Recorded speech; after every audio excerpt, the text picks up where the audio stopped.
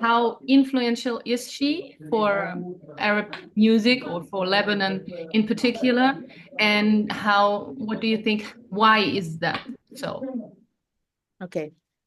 Thanks, Andrea, for having me. So, Yasmine Hamdan is a emblematic figure of the Lebanese music, but not only, and Lebanese underground music, which is no longer a true word either. So I'm starting with the confusion. And I think confusion is something that goes well with the Arab artistic scene in general and still today.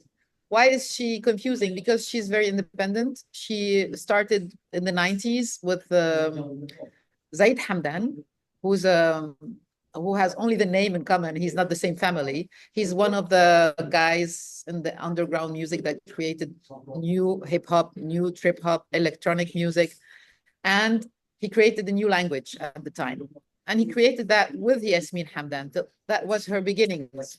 And when everyone discovered Yasmine Hamdan in the 90s with the project Soap Kills, it was so different and so new for everyone's ears that they really created a very huge movement in the Lebanese and Arabic music underground at the time called underground music. So she's very specific and very special and emblematic of this opening of the underground music and of the non-mainstream music in the Arab world, because we know that we have the Rotana field and all that gets with the music that is pop, that is produced by huge companies, and we have all the others. And this duality is still relatively on. And Yasmine Hamdan with Zaid Hamdan with their project So Kill started something at the time. And then she moved along the way and became solo. And when she became solo, this is another story that started.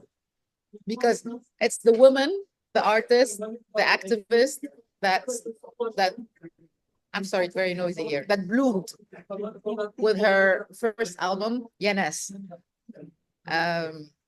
When she did Yanas, but she also, you know, made some stuff with Mirwais between Soap Kill and her first debut album. But her debut album, Yanas, we saw someone different. We saw the same sexy and beautiful woman with Soap Kill, but we started also feeling not only feeling who she is and what she represents as a woman, as an Arab woman, as an artist in the area, in the field. At the time, there wasn't much, and they weren't many. So she was rather a pioneer in that sense. I have always been kind of Yasmine ultra, so I have heard all of her albums, and I was following her. And what was really excites me now is when I see how political she became, and for me the song Balad is the most special in there, also with the video clip that's done by Ilya Suleiman, her husband, and a Palestinian director. And I wanted to ask you about that. What is your, how do you perceive this song, and how is it perceived in Lebanon? How reacted people? There are many things, Andrea, in your question there. How she became more implicated politically, her relationship and her marriage with Sleiman and their collaboration and what it represents to her. And also the impact she has with Balad, for instance, in Lebanon, like a country like in Lebanon. So I think it's a mixture. It's always a mixture of many things. As I told you earlier, for me, she's a woman, an artist, already engaged and implicated politically, even when she was not politically engaged, because politics to me is not only how you manifest that outside, it's also how you manifest that inside. And her themes before starting Balad, even in Yanes, we're already somehow a question of politics, but in interior politics, gender-wise, relationship-wise, she was already taking position.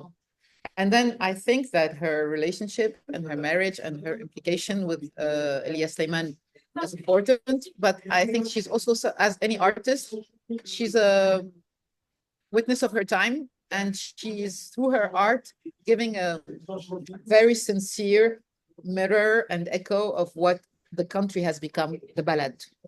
And the Balad itself has been a word used in many other songs by other artists. It's an expression we use in Lebanon to speak about politics, to say شو وضع البلد, what is the situation in the country? You know, Balad. We don't say Lebanon, we say Balad, and there's a patriotic approach to it as well. So I think it's very important in her career, but also in the impact she has, because she was also representing a certain red line that started in the underground music with Ziad Rahbani in the 70s during the war. He also used the word balad. And he has a song, he says, this is not a country, this is not a balad. It's a هيدي قرطة ناس مجموعين. This is a group of people that are together. لا مقسومين. No, they are not together. And the word balad started somewhere there. And everyone in the generation of Ziad Rahbani and onwards knows that when you speak about the balad, you're speaking about the deterioration and the bad side of the story, you know. And Yasmine figured out a way in her own language to continue this and to create also a very free way of approaching the subject of balad through the words, because this is her specificity. Also, she's very intimate when she speaks about things. And also through the video clip that she made, that is clearly, you know, like playing with all the ingredients of the country, you know, the arms, the TV, the media, and all the fragmentation of Lebanon. So yeah, she wasn't, everyone was not really okay with Yasmine's language, because some people were like, oh yeah, she doesn't know how to sing. The others would say, oh, but what is she talking about politics? Who is she to speak about politics? And others would say, oh, this is beautiful. We love her style. So she was very controversial at a point, because yeah, she was speaking her own language in a different way and bringing something different in Lebanon. You don't have much of this kind of language. I don't know if I answered your question. No, you answered, because like I thought it was really prophetic in terms when you know that like 3 years later the Beirut blast happened, and the Beirut blast like showed how much is going wrong systematically in Lebanon, and then there was this bank robberies that happened there with young women robbing banks, but to get the money from their accounts, and Yeah. because it was blocked, and all this kind of it resonates in this video and in the song, and so now there is Shmaali. I think she has taken another step in that. She's siding with the Palestinian cause somehow, but also in a very aesthetic and artistic way. So that would be my next question. What do you think about Shmaali? What does it resonate in you, or what's your perception? Shmaali is not only Yasmine's reality. I think Shmaali, especially since the 7th of October, is a national theme. It's something we should all sing. German, French, Australians, Arabic. It's for me, Shmaali, it's really something that belongs to all of us. And Yasmine, of course, did it her way and created something around it, but she was not the only one. A lot of artists made the cover of Shmaali. And Shmaali is a tarwida. Tarwida is a specific music in Palestine and in the region, where it's a short one, where you tell stories, you say things in the tarwida. It's a musical trend, not trend, folkloric music of the region. But the women, Palestinian women at the time, used it to be able to communicate with their husbands in the prisons, and they deformed the language, and they're adding at the end of the sentences some letters so they can talk with them, and it's figures and metaphors for them to be able to communicate with their beloved behind the walls. And this is very beautiful, because it shows how art has always been a way of resistance, how words through music can be transformed, and how music can transform situations. And Yasmine, by choosing this song like others did, is going through the same expression that not only her, but all of us are saying. We cannot be human and continue ignoring what's going on in Gaza. It's not being Arab or being Palestinian or being Jew or being Muslim. It's being a human with a big H. It's just about humanity. If you're a human being, you cannot accept what's going. If you're not a human being, you can eventually keep on closing your eyes. And Shmaali is this. Shmaali is saying, we are all going Shmaali. We are all there. We are all going to use music, art. And for me personally, I'm a journalist in that field. I listened to Shmaali from Yasmine Hamdan. I find it very natural. I mean, I was expecting it. Like I expected it from Emel Mathlouthi, like I expected it from Rima al-Banna, who started the whole thing. Rima al-Banna, who died, this beautiful Palestinian artist, may God protect her soul. I mean, she's so beautiful when she sang that as well. So a lot of people chose Shmaali because Shmaali is like, it's also women's stuff. It's also women's stuff, Shmaali, because this is how women react to trouble, you know? I will give you another example that has nothing to do with Palestine, but it's a human thing as well. Women from Cabo Verde, when they were slaves in the modern society, because we have to know, for instance, in Cabo Verde, in Senegal, next to Senegal, they were slaves till not a long time ago. And when the Portuguese came over and said, you don't have the right to sing your music anymore, what women did is they started a whole way of singing by using their body as percussions, because the white man said you don't have the right to use percussion. So they had their body as percussion. And this is how a trend of music started there, you know. And Shmaali is the same thing. When you tell women you don't have the right to do this, or men in general, they choose other alternatives. So, and to be able to keep the link going and the music going. Shmaali is a way to woman who would tell her husband in the prison, I'm thinking of you and I'll be there. And if you want to get out of this prison, you can take the road on the left. And I saw that it's open, this door is here. And all this is through singing, you know? So this is so real and so intense. And it's very abnormal that Yasmine did that. You know, it's like, and she was silent these last years. If you see that she was rather out of the scene the last couple of years for many reasons. And I will not be speaking on her behalf, but what I feel is that she's such an authentic artist that she does no bullshit. She's like she's not into I have to give an album a premium, a debut, and it has to be singles, and my look is like that, and she's so into her feelings and into her specific, and she's a very hard worker. Yasmine works a lot. I saw her working many times. I had her interviews with her. The way she answers about music and the way she chooses stuff is very specific. So it's normal that she went to this silence, because how can you speak in a world where nobody's really listening anymore? You know? So you have to ring bells. Let's ring bells. Yes, you did that. You mentioned earlier Ziad Rahbani, who is son of Ferouz, right?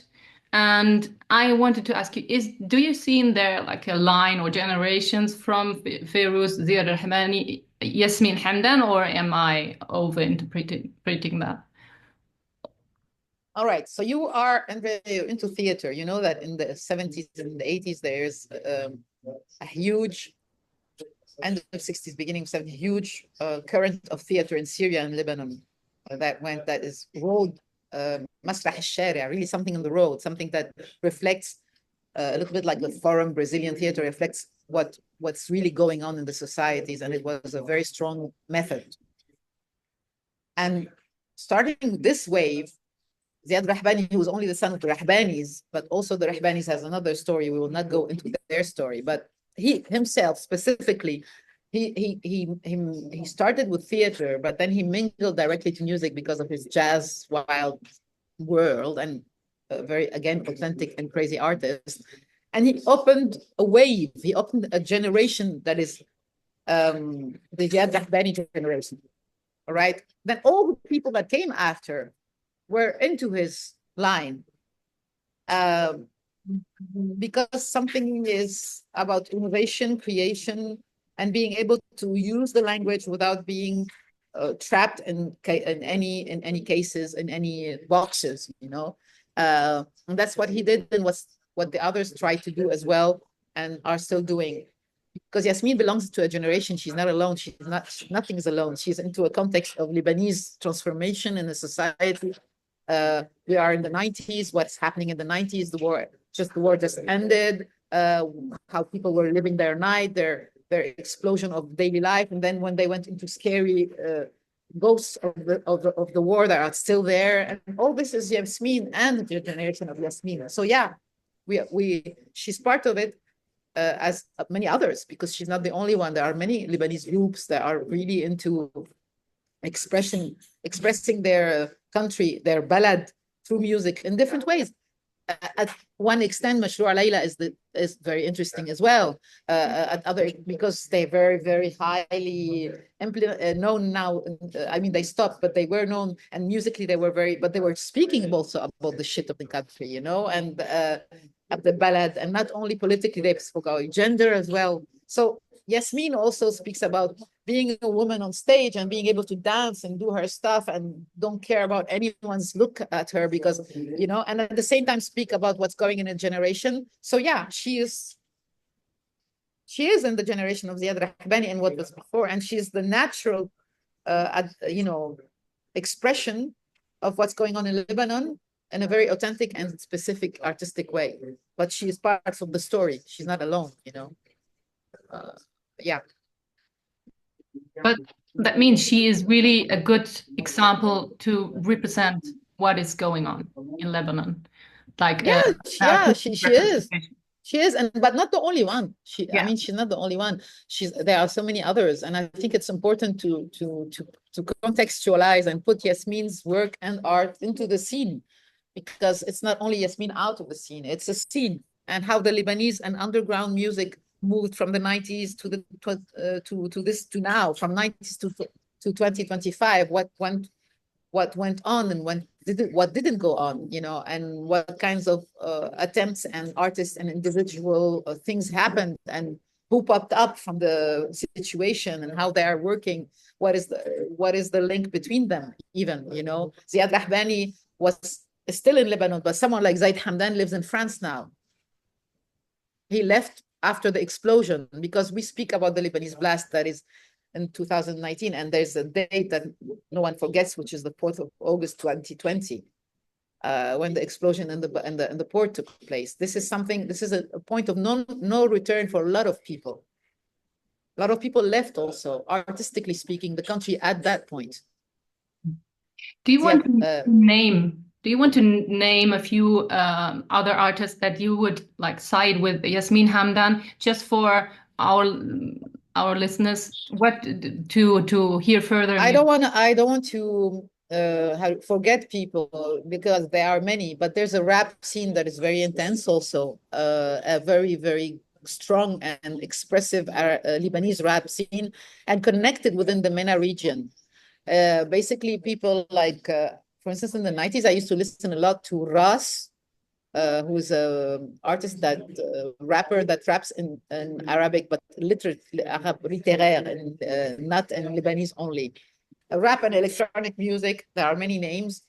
And in terms of, you know, like singers or artists, women artists, there's, of course, Yasmine, but you have also a Syrian singer who's Lynn Adib, that is living in France now.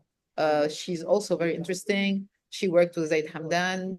You have also a lot of Egyptians, even though it's not from the region, but a lot of Egyptians that are connected, because what we have to say is that at the time, these artists were trying to create, and still are trying to create, their field, because they don't have the music infrastructure we have in Europe, right? They don't have industry. There's nothing musical industry, labels, bookers. They're just doing their thing, right? So they connect, they book themselves, they try to find solutions. They're very independent, and she's part of that as well. And those who managed to come to France or to Europe integrated a certain form of musical industry, but a lot are from the other side, without really being helped within musical industry, but doing their thing. They're very present on SoundCloud, very present on Spotify. They're really a very independent generation. Okay. Okay, Yeah. Andrea. See you soon then. See you Yeah, soon. thanks. Thank Bye. you very much. Bye Bye-bye. bye. Bye. Bye. Take care.